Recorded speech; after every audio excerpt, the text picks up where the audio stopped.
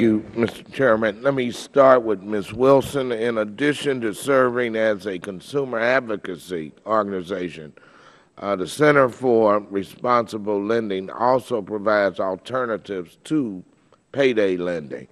In CRL's experience, have your alternative products been profitable? They have. One of the benefits of being an employee of the Center for Responsible Lending is that not only do we advocate or do research on financial services, but we are an affiliate of Self-Help, a credit union based in North Carolina, Illinois, and California. And so we actually provide products and services to consumers across the country. And so we understand the business model of community bank lending. The Center for Responsible Lending, through our relationship with Self-Help, has been able to determine that you don't have to charge 300% or 400% interest rates to do business with working class individuals across the country in order to do short-term loans. And in you reality, can still be profitable. Right, and be profitable. In reality, you can charge interest rates that are well below proposals like those existing in the Senate that suggest a 36% rate cap. In fact, for the Center for Responsible Lenders affiliate Self-Help, our interest rate on short-term loans is approximately 25%. Thank you for that response. Mr. Shaw, federal law establishes an ability to repay standard for credit cards and mortgages. Should payday lenders have to abide by a similar standard?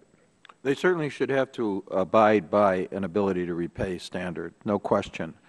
When we were present at the CFPB for interviews and discussions, I think the staff was generally amazed that there was in place already a lot of the standards necessary for ability to repay. This is an ongoing discussion of what would constitute exactly the criteria for ability to repay, but I think it's an unassailable proposition that everyone should be given criteria by which we would assess whether or not they can repay a loan.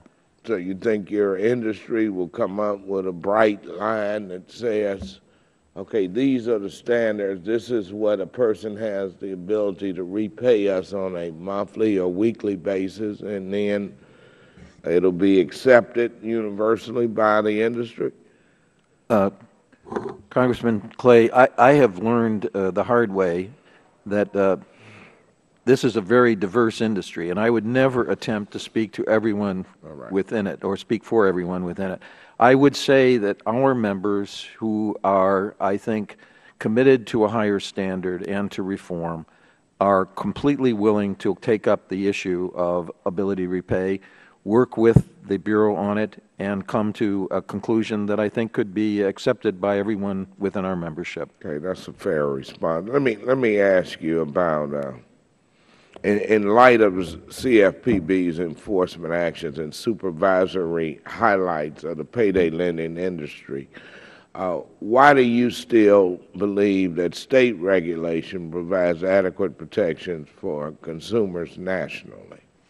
Well, in part because when Director Cordray appeared before the Financial Services Committee and gave testimony, he was pressed on the question of which states had fallen down in providing adequate safeguards for consumers and did not really reply to that.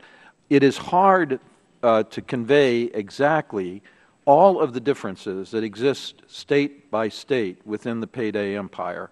There are some 15 states that do not have payday at all. There are states that have what they denominate as strict regulation.